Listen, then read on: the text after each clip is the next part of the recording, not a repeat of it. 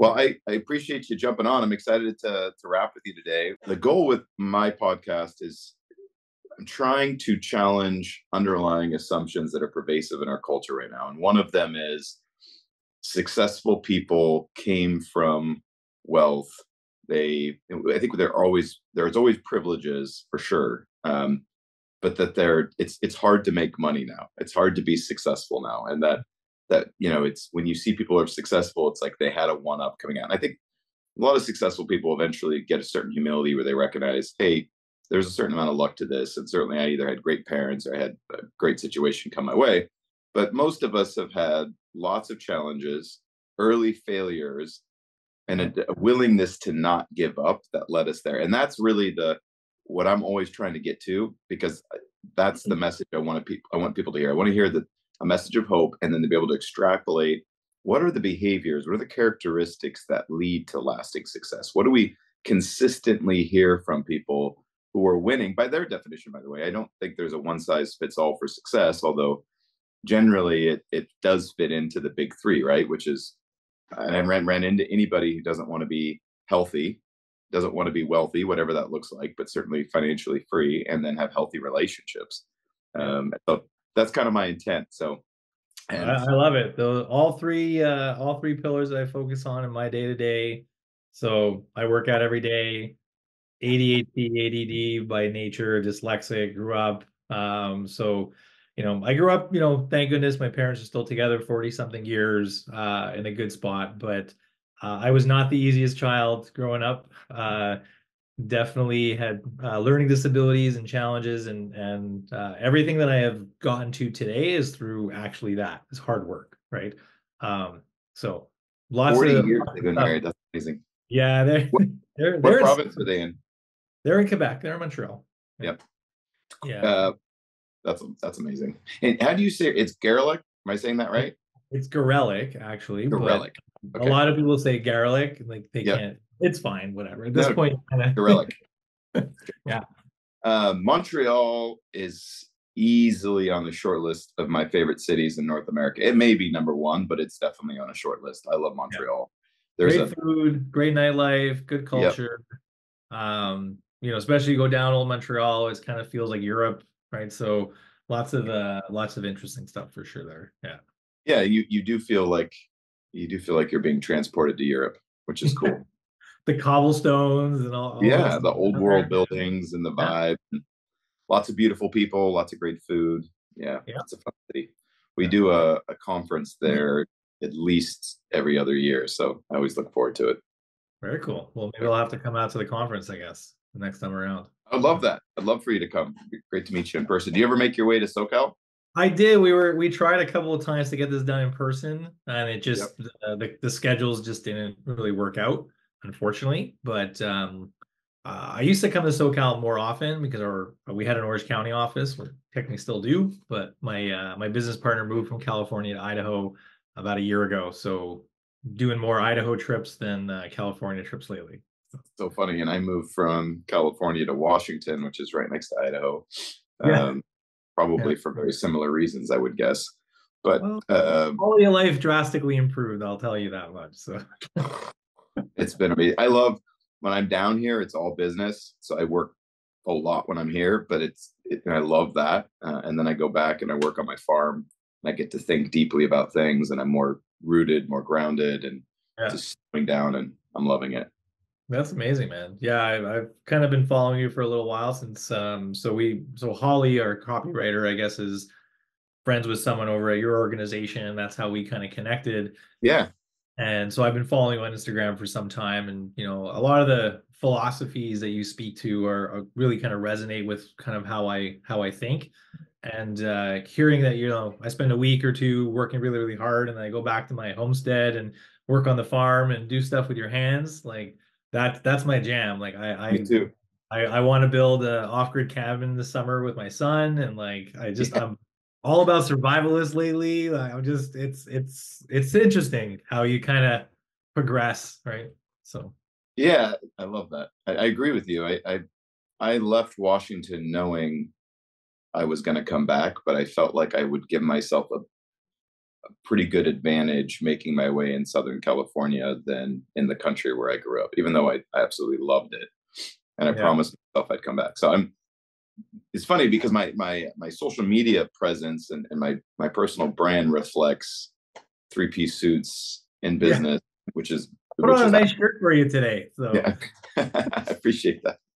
But I'm a country dude at heart. Like way more comfortable in the woods, way more comfortable working with my hands, and I enjoy it deeply. So yeah, no, that's awesome. It's my family, we have 72 acres just about an hour outside of Ottawa. So oh lots of, yeah, when you come up here, we'll take you out. We can take you on an ATV ride, go through the whole area. Like it's got nature trails. It's when you're stressed and you need a take you up minute, on you can definitely find some areas on that property to kind of mellow out and figure it. things out.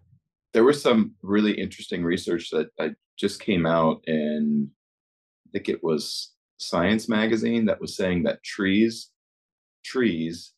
emanate a particular energy that is it was like no surprise for anybody who loves being in the woods, but that helps slow down your parasympathetic nervous system and or regulate your parasympathetic nervous system and get you mellowed out, slow down. Like that's why they were trying to create science to explain why, like in psychology, psychologists in Japan will prescribe forest baths, right, where they'll like part of their behavior or part of their treatment is to go walk in the woods. And there wasn't really good science to understand why, other than it worked. The mechanism wasn't clear, other than it seemed to work. And so it's interesting to hear now. We have data that is backing up, like, hey, here's what's going on. Here's why this works. But I think one of the great illusions that we surrender somewhere along the way in the path to waking up is that that we're separate from the rest of nature. And I think the more disconnected we are, or the illusion of disconnection is causing us a lot of mental and physical harm. And Yeah. recognizing we are part of that ecosystem, not separate from it, I think is Well, I awesome. think, I mean, that's why people say like go outside and just take your shoes off and get grounded, right? I mean, Yep. like it's the simple concept of just, humans were never really designed to work in an office and be in front of screens all day long. And I think that's what for me kind of resonates and why I get so drawn to being outside and why I love working with my hands and doing cool things. And if you actually look at it, it's historically humans were never designed to do what we do, right? Our bodies are designed to be in nature, to run around, to work the fields, to do interesting things. And we're seeing challenges that we've never faced before. I'm 40, 40, turning 41. I aged myself. And I have cataract issues. And I'm like, how do I have cataract issues at 41 years old or 40 years old? And a lot of the thesis is that it's because of all the screen time that Screen we're in front time. of. Yeah. Yep. So I actively try to now be off the screen, especially on the weekends. I try not to work as much on the weekends. Go up to the country, spend time outside. I like building things. So like Yep. um, I'll build like a bench for the backyard, or I built like a coffee table like a couple of weeks ago. And so it's just I like to just be creative and kind of work with my hands. It's kind of fun. And you have a son. How old's your son? Yeah, he's 10, he'll be 11, and I have a 13-year-old daughter as well. 13-year-old daughter. So I have a almost 13-year-old son and a 15-year-old son. And You don't have the daughters that are just on a it is mm, whole you missed dodge the bullet, I'll tell you. so we decided to have a third child as a family. And so I was secretly, I mean, I'm I would have I'm good either way, but I would have loved to have had a daughter because I have already two amazing boys. We ended up having a third son. And so we have a 5-month old at home, which is a hell of a Oh gear my change, gosh. and then two teenagers. And it is an absolute blessing. I'm just I'm it's been just an amazing season for me, and being up in the country and getting to experience it build. But I'm with you. Are you the coffee table did you build? Is it live edge table, or what did you do? No, it's an end table, and it's just I took a bunch of like rough edge cedar, I Yeah. found a DIY project online with the plans, and I just went in my garage and I built it. Did Um, you this was it already milled, or did you mill the wood yourself? no, I cut everything. So I Yeah. bought it. It was already cut into 2x4s and all that kind of stuff. Okay.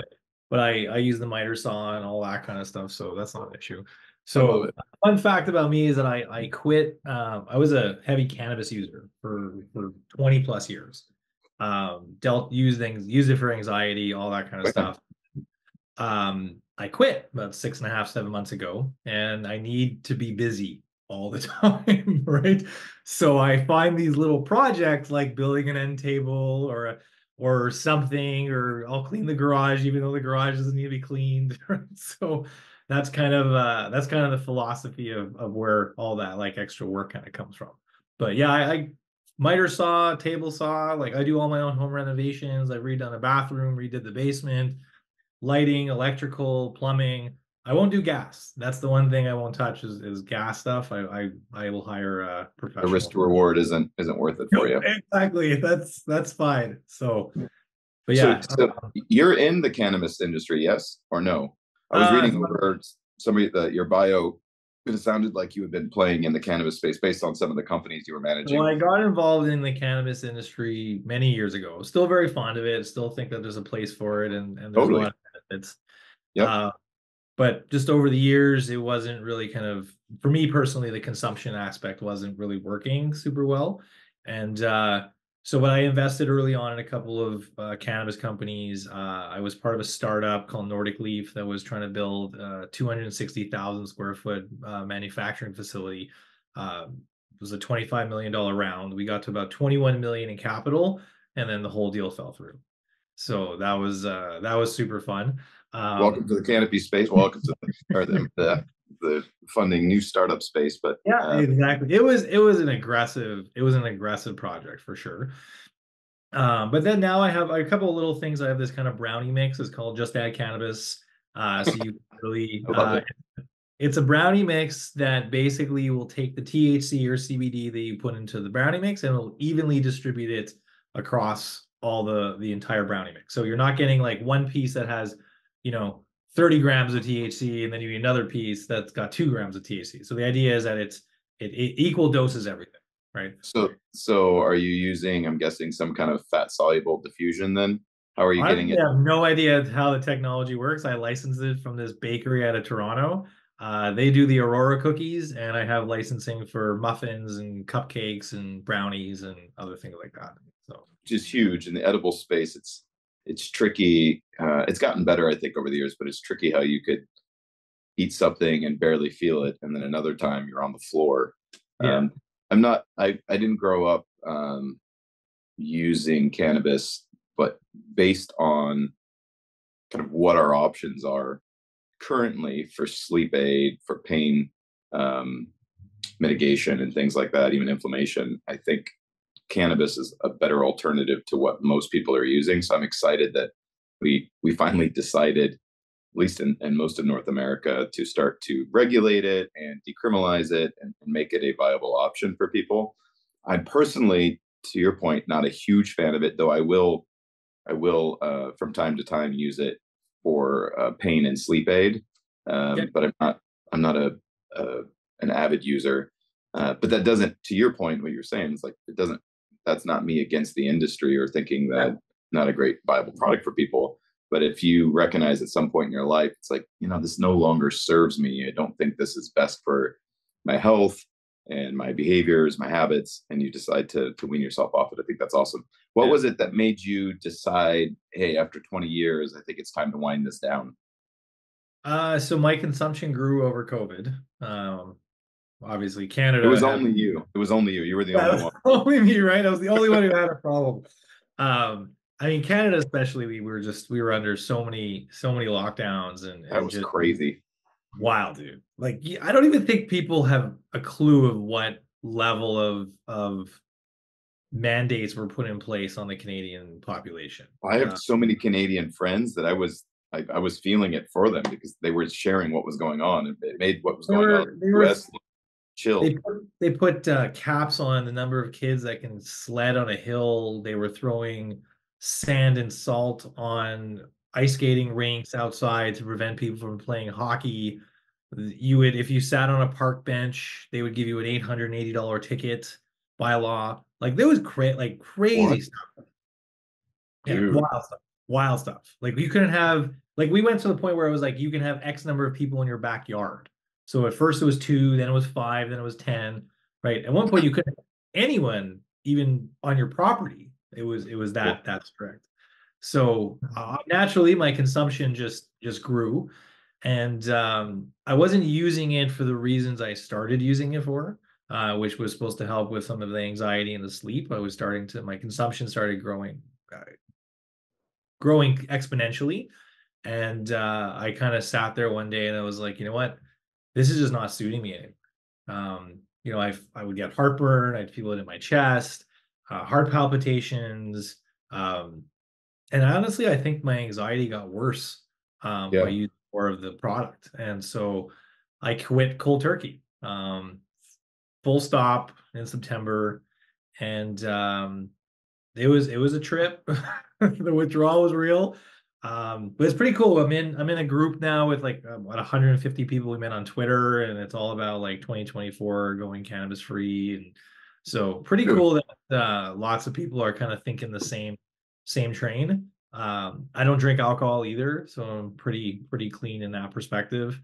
Yeah, that's The so I mean there's some pretty good data and literature that suggests there's an inflection point with THC consumption where at lower levels it does an effective job of mitigating anxiety, slowing you down, pain mitigation. But once you get over a certain level of consumption, psychosis becomes very real, and this does begin to have a very negative effect on your mental and potentially your physical health, although the data is still coming in. Um, Yeah, I and just I just found I was always sluggish. I'd wake up feeling tired. I yeah, was searching for words.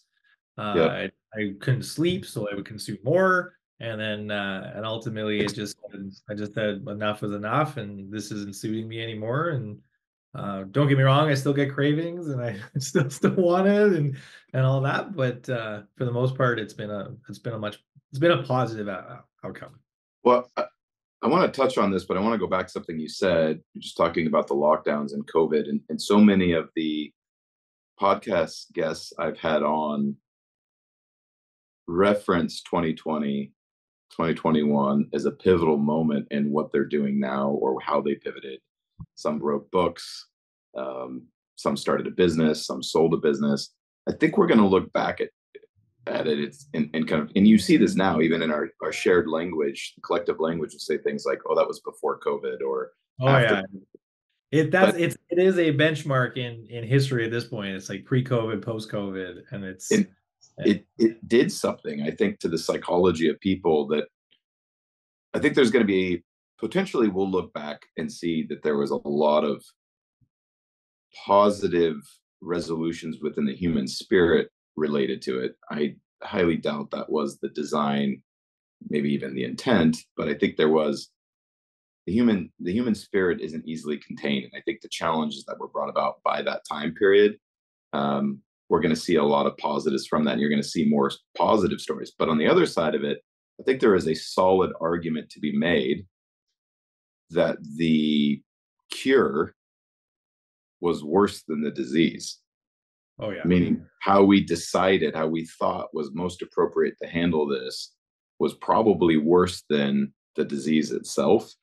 And whether or not, I don't get much into the conspiracy theorist shit. And I just don't think humans are that bright.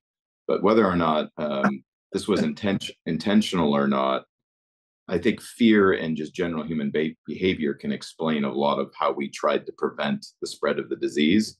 Yeah. But to me, it demonstrated how weak our systems really are, and the just general lack of critical thinking. And our operating assumption, it was the same in the US, although it seemed even more pronounced in Canada, just based on what you're saying, is that humans are stupid and need to be controlled. And Yeah. so we're going to create systems to control them and keep them. And that history doesn't bode well for that philosophy. Humans No. tend to rebel in those kinds of systems. So I think we got a really good kind of first look at what would that be like if you were trying to control a population.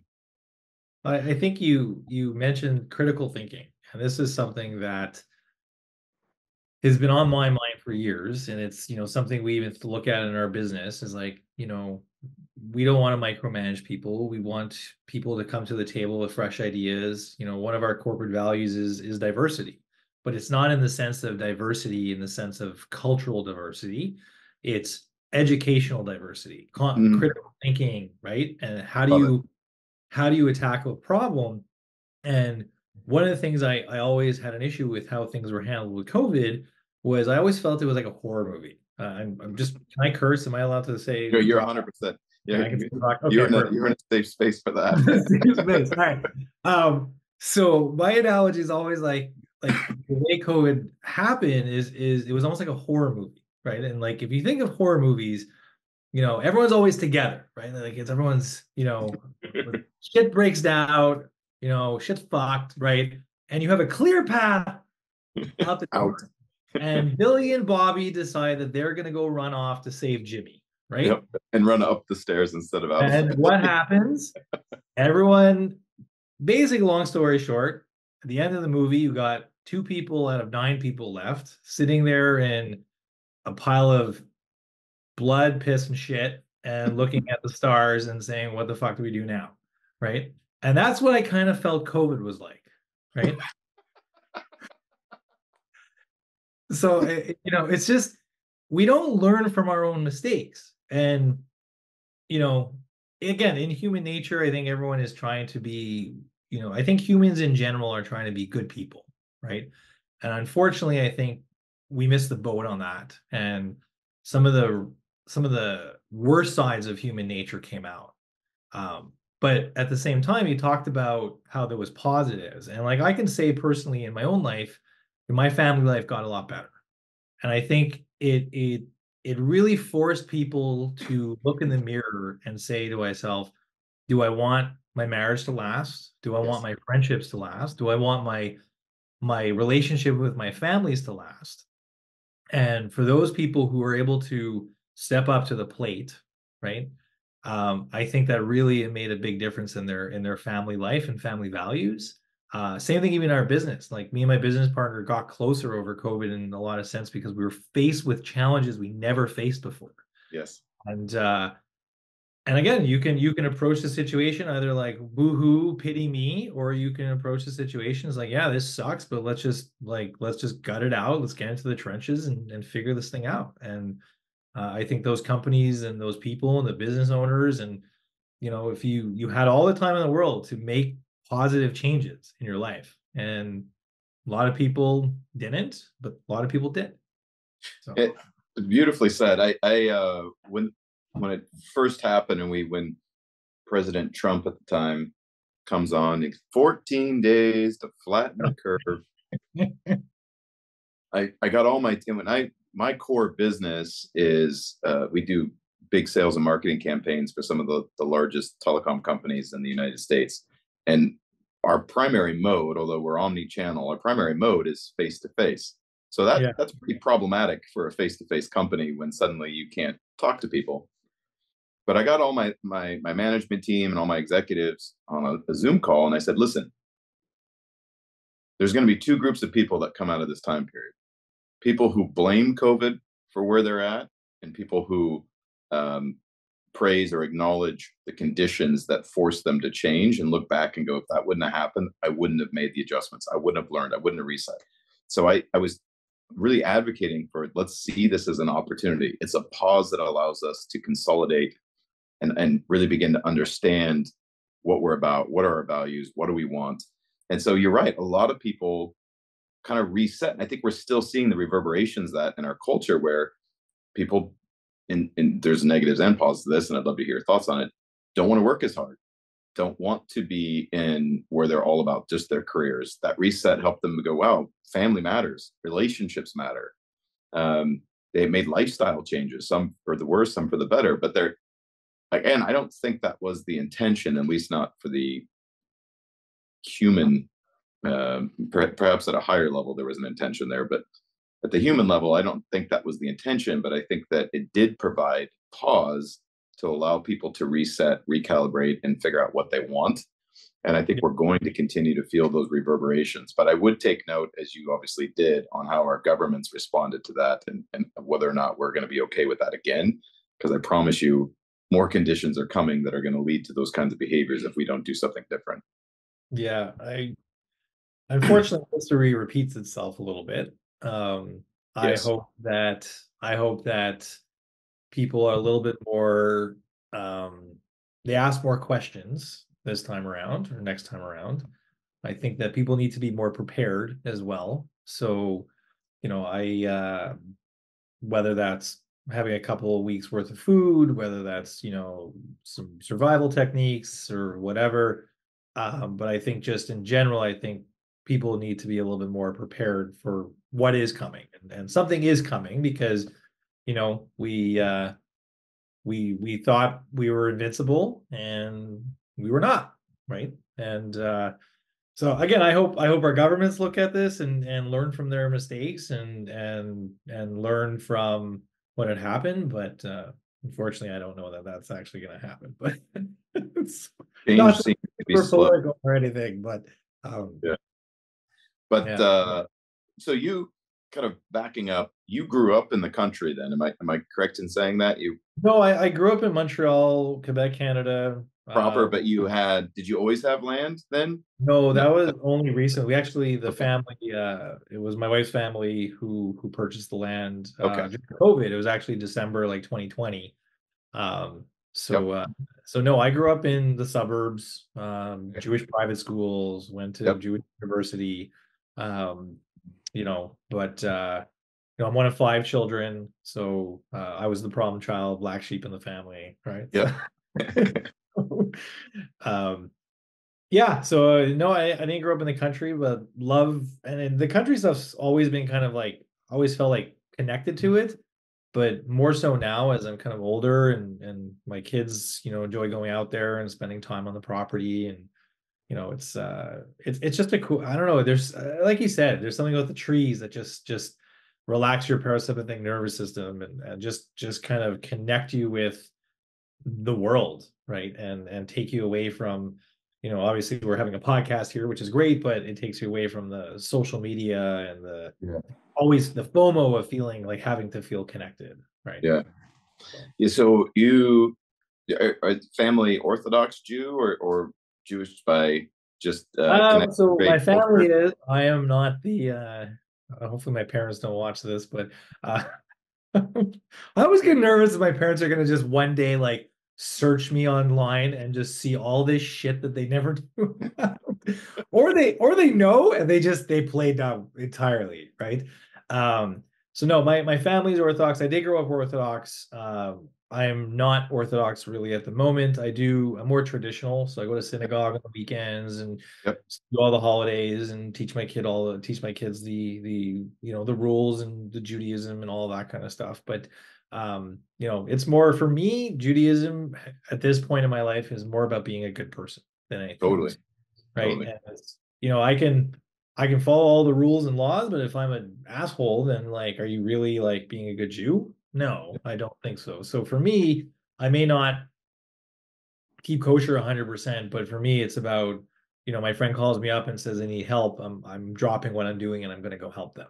Right. Yeah, it's That to me is more about Judaism. the value system that helps you navigate life. Yeah. And what's Yeah. interesting is I got really, I'm being very open and very vulnerable here, is like I was really upset with how the Jewish communities actually handled COVID. Because for context, in Canada, there was never any we had the passports, the vaccine requirements, all that kind of stuff. And the synagogues put vaccine requirements in to come in, but was never actually mandated by the government. And so I took exception. I had a problem with this, right? Because in Judaism, it's the actual opposite. In Judaism, it's all about the community.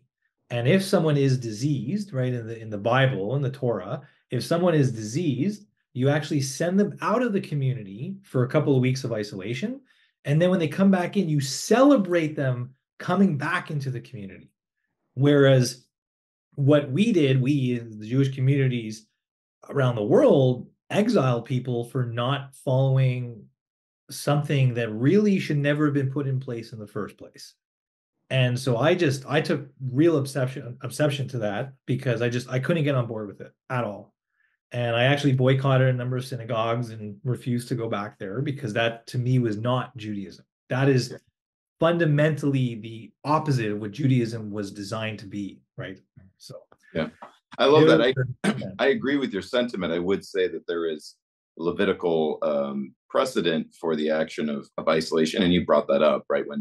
When somebody was diseased, they were intentionally isolated and separated until they were healed or recovered, and then they came back in. And to your point, celebrated for their recovery.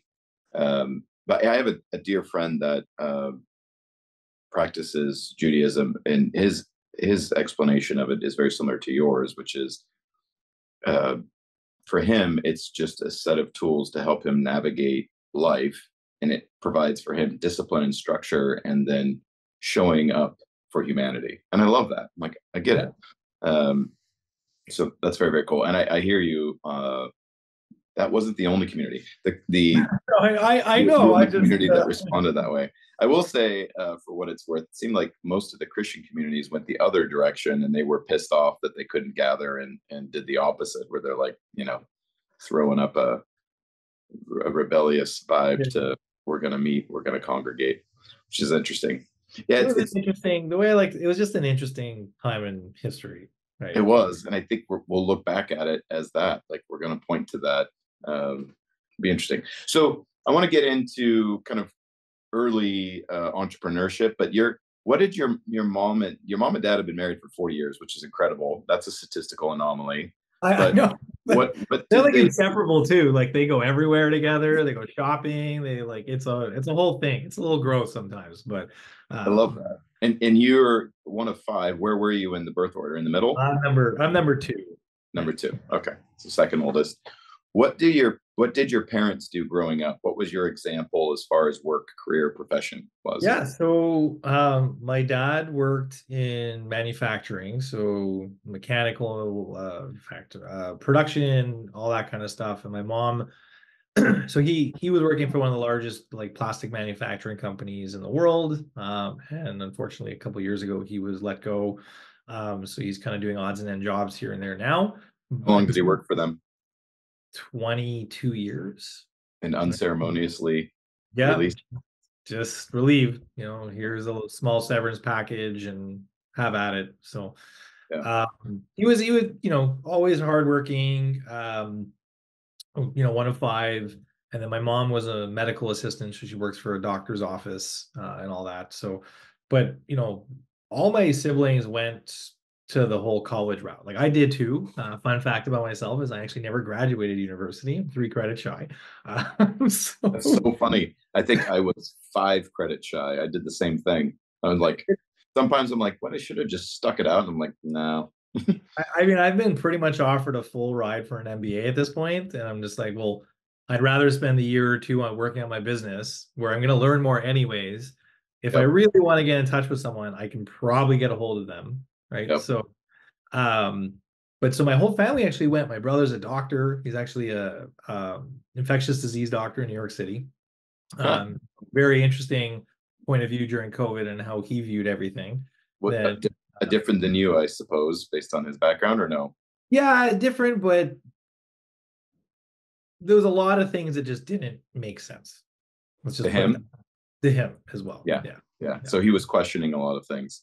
He understood it from a science perspective, but then there was things that were put in place that just policy-wise did not make any sense, right? So, so then my sister's a nurse. My other sister, she's in taxes. My brother's actually a therapist, so he started his own business. So there wasn't really much entrepreneurship in my family growing up. So that's why I say I'm like the black sheep of the family. Well, that's what I was looking for. So you got a couple of doctors or medical field. You got a therapist. What was the other one? So she's a esthetician and went into taxes. So she's doing taxes now. Taxes. Okay. So accounting, taxes. Yeah. Very Okay. Jewish thing, doctors and finance, right? Yeah, I So was gonna say that sounds pretty Jewish to me. very Uh, stereotypical. yeah. So then, and then you decide entrepreneurship. Why and when did that transition happen, and how was that received by your family? Yeah, so I don't think my parents still think, or my sister still thinks I work. Right? It's like, what do you mean you're working? What do you do? I mean, I have 65 people that work for me, but I don't really do anything all day. Naturally, right? Yeah. So I think it really actually started when I went away to university. Like I did 1 year in Israel, came back, I spent a year in Montreal, then I moved to New York, and I basically had to start paying for things more regularly. Like my parents didn't come from money. Like they worked really hard for what they had, and did amazing with what they had. But I wanted an off-campus apartment, and so I started doing everything in food service. Yep. And you know, uh, food service. If you can do food service, you can do anything pretty much. Well, So if it's people related, I agree. yeah. So I started doing waitering and bartending and maitre d', and I would go down to Florida for Passover programs, and then the catering started to pick up. So I would hire all my friends from my fraternity, and they would come work jobs with me. And then I started, after university, I actually did the whole let's go work for a couple of people for a while, and I didn't like it. And then I started Arctic Leaf almost 14 years ago, and yeah. So, what was your experience like living in Israel for a year? Did you find it to be familiar? Was it wildly different? Any takeaways from that experience being another part of the world? Yeah, it was definitely different because it's like a 6-day work week almost. Like Sundays you're working, right? Fridays everyone has off, majority of Yep. the country, right? Yep. Um, Different culture. I mean, the food's different, water's different, culture's different. I always joked about these guys, driving from like Tel Aviv to Jerusalem, how they're on the phone, smoking a cigarette, shifting at the same time, giving change. Like everything's just so fast paced and chaotic, which is I kind of like that. It's kind of New York, same kind Yeah. of philosophy. Came Totally. drive for the first 3-4 weeks, and it was weird because when I first got there, like the Intifada had just started, so everything was peaceful. 3 weeks in, fighting breaks out. My parents are like, "You want to come home?" I'm like, "No, I don't want to come home. Everything's fine. Don't worry about it." And ended up loving it. I loved being there. I was with people I knew from university, but I had a lot of friends, who were there, friends and family. Uh, Highly considered making Aliyah and actually like moving there and going to the army and doing the whole thing. What But no, stopped you? um, I think it was culturally. I think just my parents and I'll come back and do university and all that kind of stuff. So I think I was a little bit influenced by outside individuals. Um, so did that, and I've been back a handful of times since, and I love it every single time I go. And it's like I should come out here more often, right? So, What do you think your favorite thing about Israel is? I I think haven't it's been, the and food. it's on my list. Probably the food. So, The food. yeah, the food is just I love the food there, and I think it's the culture too, like just the open markets, going to the shuk, like Yeah. negotiating on pita bread, and like just if you're a sales guy, like it's just like it's The barter heaven. system is awesome. Yeah. Yeah, it's just like, what do you mean you're gonna charge me 10 shekels for 10 pitas? Like I'm gonna give you 8, right? Just because, like just so And yet you will um only get 8. Yes. yeah, so it's I think just the culture and just the land. I mean, just Israel itself, Jerusalem. When you see the Western Wall, when you see, the dome, everything has just history and culture. If you have an opportunity to go, and they've opened up all the cities underneath the Western Wall, like seeing how people, like just the excavation that they've done is wild. It's amazing what's there. And so I think the history and just also the fact that so many religions really resonated and started in that area.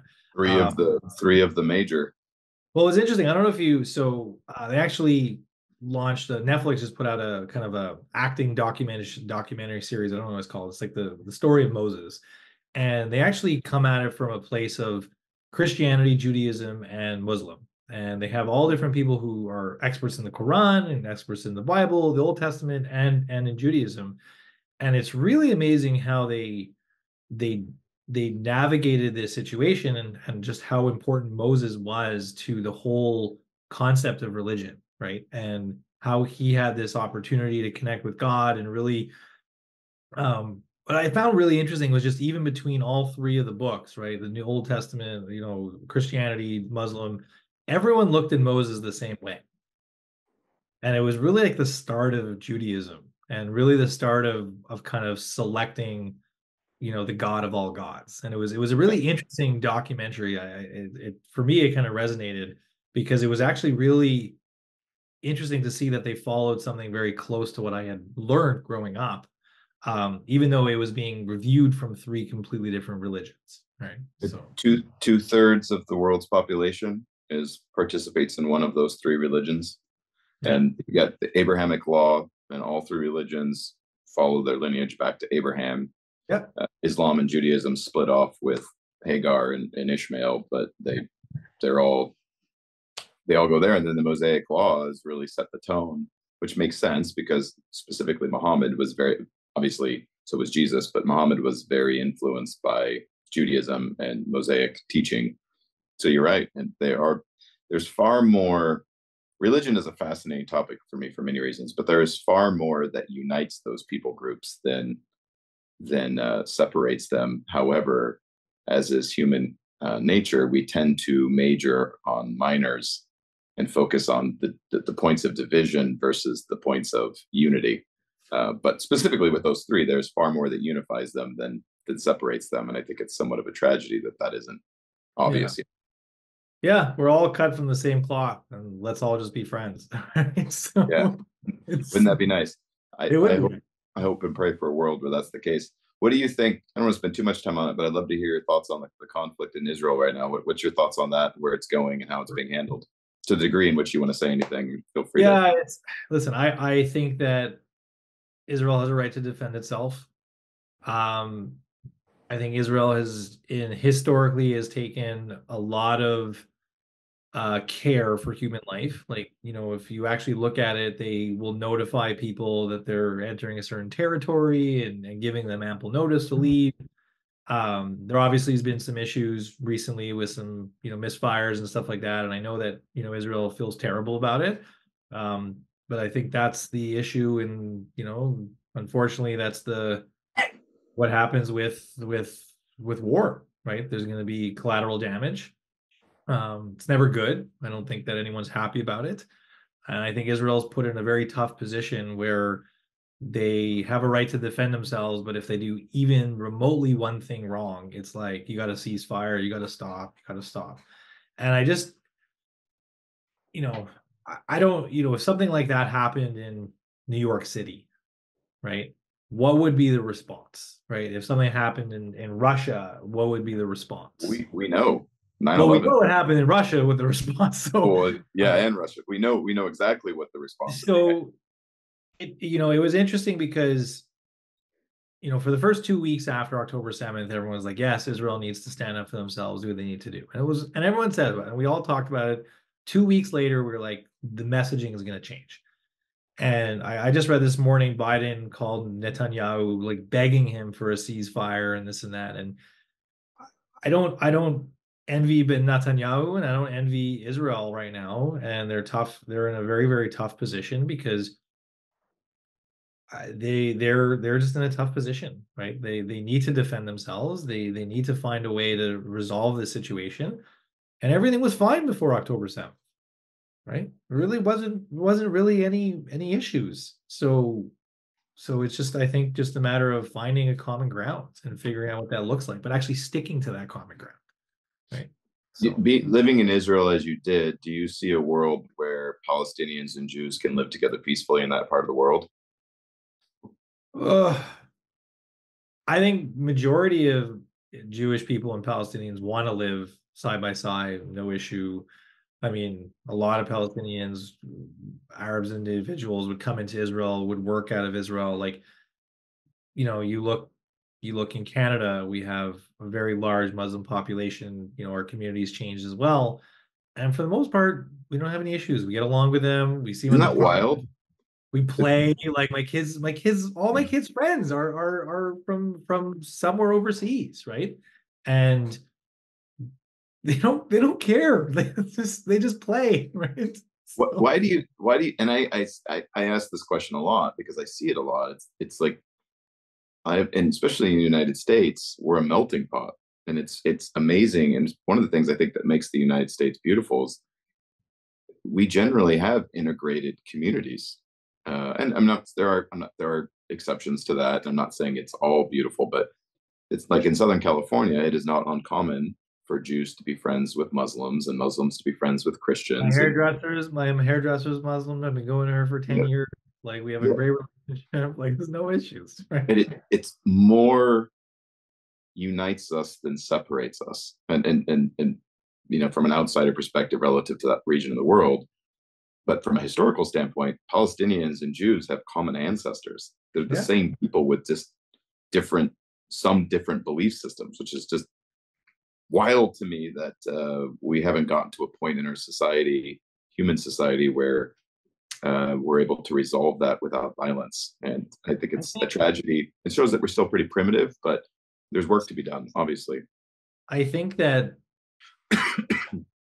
I think again, my belief is I think like most humans want to be good, right? And I think part of the challenge we're facing right now is that news travels so fast. Everyone has an opinion, Yes. right? You have platforms like Twitter, you have platforms like Facebook. I mean, I don't know if people use Facebook anymore these days, but Oh, it's coming back.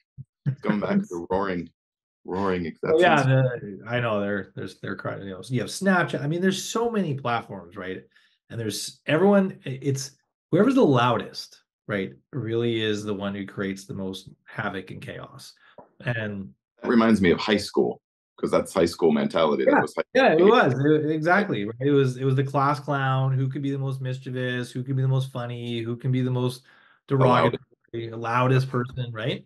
And it's unfortunately that's kind of where we're at right now is just people are taking to the streets and they're taking to social media and they're using platforms like X and Twitter and whatever you want to call it these days to voice their opinions, right? And there's nothing wrong with that. I believe that's important, right? And I believe healthy dialogue and communication and debating is important because that's how you like actually distill down certain things. Yes. One of the things that just going back to the COVID thing was what frustrated me so much was the lack of actual debate, right? The lack of educational conversation about, hey, here's my factual data. Show me your factual data and let's see where there's a discrepancy and let's see if we can find some common ground. I think what's his name? Steve Hirsch offered someone $3 million to debate, and the guy turned him down. Yeah. Right. Well, yeah. Going back to COVID, I agree. You see this on lots of hot topics, but somewhere it seems, as far back as I can go, is the early '80s. We started talking.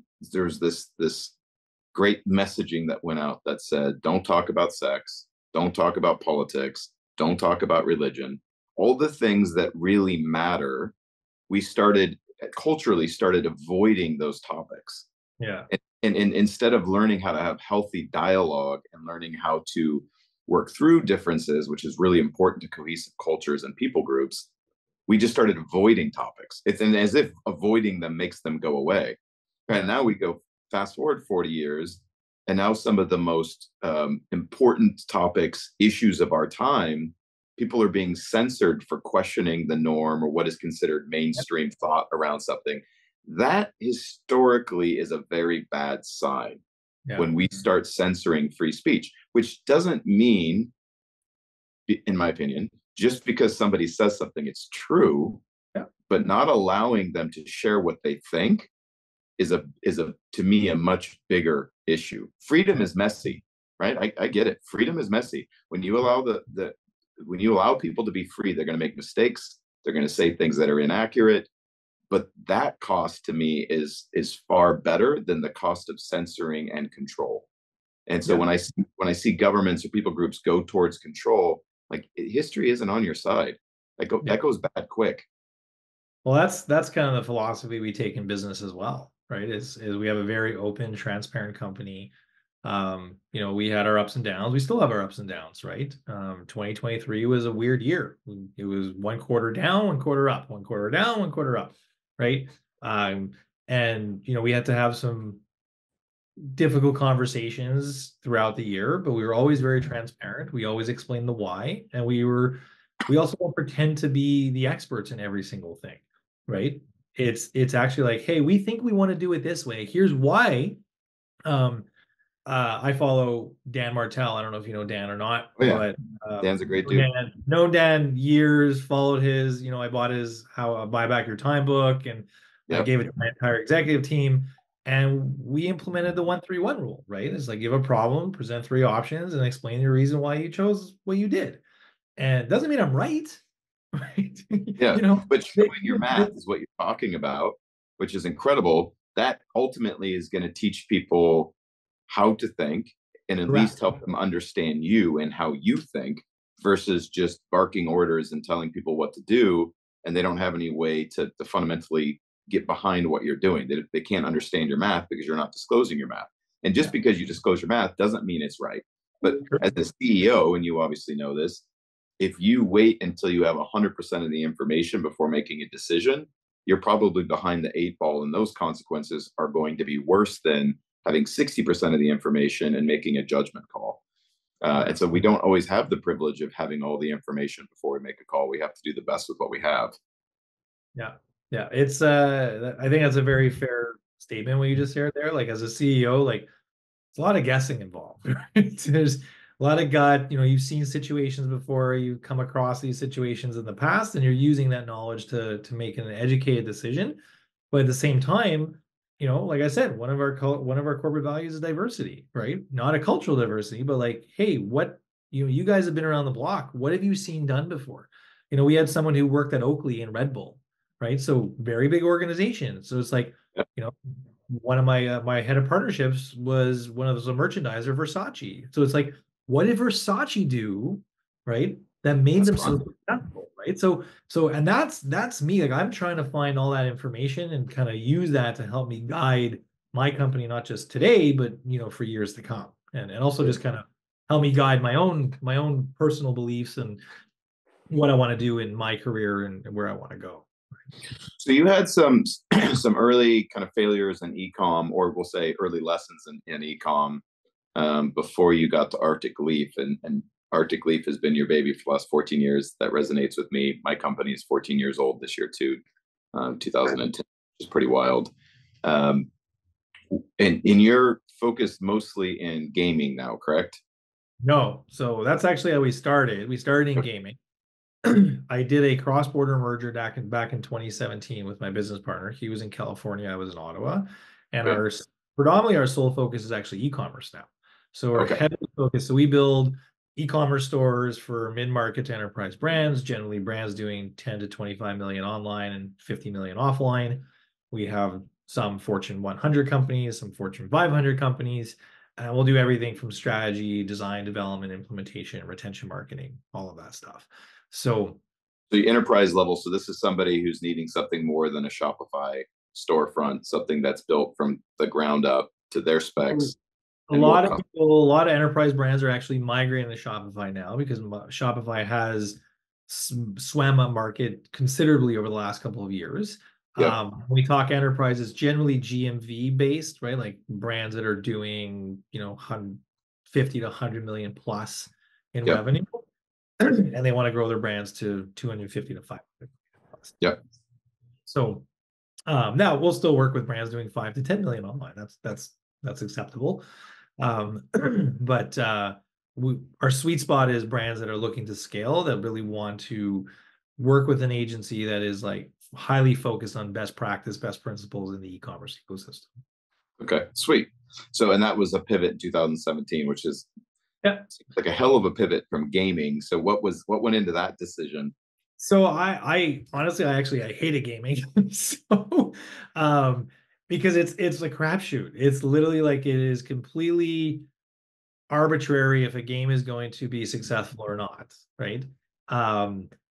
99% of the money made in gaming is collected by the top 1% of game developers, and the rest is spread out between a bunch of indie developers. Yeah. And There's a so lot of industries like that, but you're right, for sure. so I kind of just got to the point where I was fed up with it, and people started asking us to do apps and different types of projects or whatever.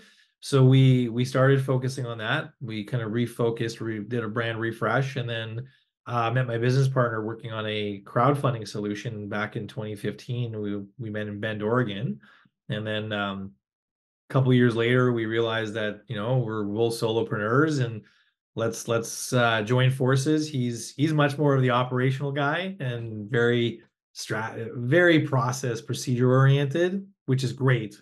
I'm much more of the sales and marketing and big ideas and all that stuff, and that's why we get along so well. Yeah, when you see great partnerships, in most cases they have opposite skill sets, right? They're focused on different parts of the business, and as long as there's deep respect and shared vision and values, that generally creates superpower companies, because you're getting the best of both worlds in that case, which is cool. The yin and yang, it works. I mean, don't get me wrong, we have our moments, like any good couple does. Yep. But it's usually more me losing my shit than him. So that's just because of my personality. So. I love it. So Artic focuses on e-com now. What's the future look like for you? What direction are you going when you kind of look 3 to 5 years ahead? Where do you want to be? Where do you see yourself?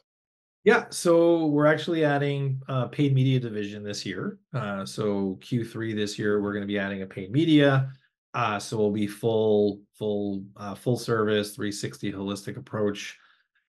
We're doing a brand refresh also. So really modernizing the brand, honing in on our ICP, going a little more bold and brash. Kind of tired of the being so professional all the time. I kind of want to go a little bit more kind of raw, I guess you would say. Definitely growing the business to over 100 plus employees. We're about 65 right now. 100 plus employees. We've looked at a couple of different acquisition opportunities to grow the business. John and I have had an exit recently. So we sold a software company back in December. Partner Portal got sold to a company called Relevise. So we're actually looking to diversify our portfolio within the company and start building these micro apps and building alternative solutions from the agency and then spinning them out into alternative organizations. And the reason I like doing that is that as an agency, we literally can build anything. Yeah, you're agnostic, so you can move with the trends, you can move with industries, yeah, and you can kind of play in different pools and see what hits. Yeah. So we're kind of working with a bunch of influencers now, a company that manages influencers. We're spinning up microsites for quick returns, dabbling in, we find holes in the marketplace, for when there's an error or something that's not addressed on Shopify or BigCommerce, we're launching apps for it. So we're building passive income streams and alternative sources of revenue. And then really over the next year and a half, our objective is to move out of day to day and allow our directors to really run the agency entirely. And then John and I kind of focus on some consulting. I'm doing more podcasting and doing things like this and becoming a little bit more, creating more of my own brand. Yep. Both just have a variety of backgrounds. I built a direct sales company. I actually built and sold and launched 11 of my own nutritional supplement products from the ground up. So lots of different ideas that we kind of want to work with, but e-commerce is not going anywhere. I think it's just getting started. It's going to get modified and it's going to change slightly, but we had so much growth over COVID that was, it grew 10 years in 10 months. Yeah, there seemed to be a super acceleration through that time period. Again, kind of as a theme of this podcast, a lot has changed as a result of COVID that we're pointing back to. Yeah. Very, very cool. Well, I've really enjoyed this conversation. I'd love to have you on again because I've got probably 10 more questions I could ask you, but I'm out of time. And I told you we'd only be 50 minutes. I don't want to take more of your... Next time we do it in person. I would love that. Either when I come to Montreal next, or if you get yourself to the West Coast, either Vancouver, British Columbia, down to California, anywhere in that line, let me know because I'm between the two and I'd love to continue the conversation. I do have a few more rapid fire questions to ask all my guests because I think it's fun. First question, if you could have a billboard in downtown Montreal, what would you put on your billboard? Whoa. What would I put on my billboard? Like just It's yours. You can put whatever you want on it. So it could be anything that you think would be important for the population to hear, see, or be inspired by. so on my AirPods, you can see, I don't know if you can see it, but it says "You got this." Yeah, So that's kind of a little bit of a mantra, or "Get it fucking done" is another one I use a lot. I like So it. I'd actually just probably put that right there and just say "You got this," because I think that, especially in today's day and age, I mean, it's just everything's negative, right? Like you go on Twitter, it's negative. You go on Facebook, it's you turn on the news, everything is negative. And I think just a lot of people are hurting. And if I'm in a position to have a billboard in downtown Montreal, I think I would just say, "You got this." I love it. I love it. And you're right. I mean, when you look at, well, why is everything negative? It's not because everything is negative in the world. It's because Correct. there's a chemical addiction to negative information, right? Yeah. We from an evolutionary standpoint, it's pretty easy to explain why we prioritize negative information because it was a survival mechanism forever. However, in our day and age, that's less the case, but we're still addicted to the sensation. And so we value negative information more than positive information, tragically. And I Yeah. think part of the big shift, hopefully within a generation or two, is that pivot. And I think we're very close to breaking through to the other side of that, I hope where so, man. From your mouth to God's ears. So I like that. Yeah. I sense it. Next question. What book do you recommend more than any other? What book do you find yourself giving away more than the other? Buy Back Your Time from Dan Martell. That's a good shout out to Dan. I'll have to let him know. That's awesome. Dan is, honestly, I've known Dan 10 years. I met him at Fellow Canadian, eh? fellow Canadian, met him at Guerrilla Marketing School, T. Harv Eker's Guerrilla Yeah. Marketing School, back when he was running Flowtown.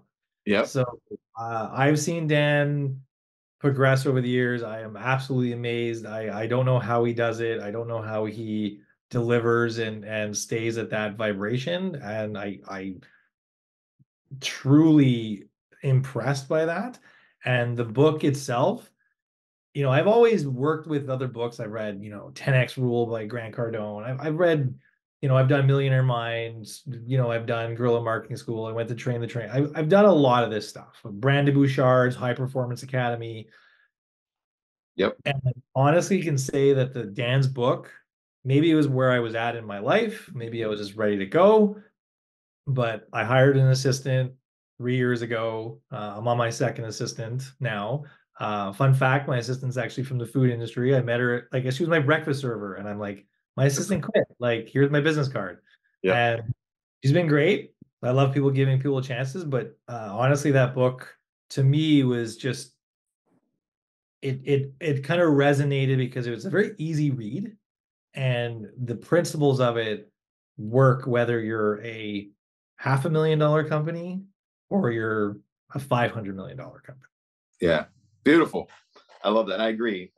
He actually mailed me a copy of his book a couple months ago. I picked it up and I was impressed with its very practical knowledge that, to your point, is easy for whether you're a solopreneur or part of a large team. You can adopt the principles pretty easily. I That's got awesome. the book for every one of I've sent it to everyone. I've sent it to my coaches. I've sent it to my team. I had them all read it before our leadership planning week in November because I want them to think, his like critically and what they want to do and how they want to get there and how can we, maximize their time and effort so that we can better the agency. So really believe in that. So. Love it. One last question. What do you hold as true and or sacred that you would consider to be controversial or unpopular? Ooh. What do I think would be what I hold true and sacred that would be controversial? Or unpopular? God. Um,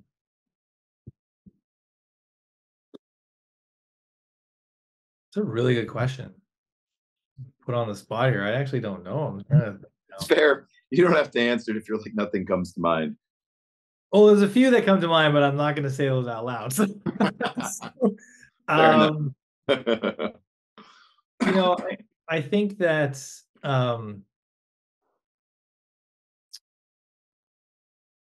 it's not all bad. Like I think that that's kind of like people want to play the victim, and like no matter how bad things can get, like it's actually not all that bad. And I think Yeah. that that is actually very controversial. Um, I've seen people go through crazy things. I personally have gone through crazy things. I have gone through burnout. And even when you think the world is ending, the sun will rise the next day. And I think Mm, people have a really hard time when they're in that state of mind.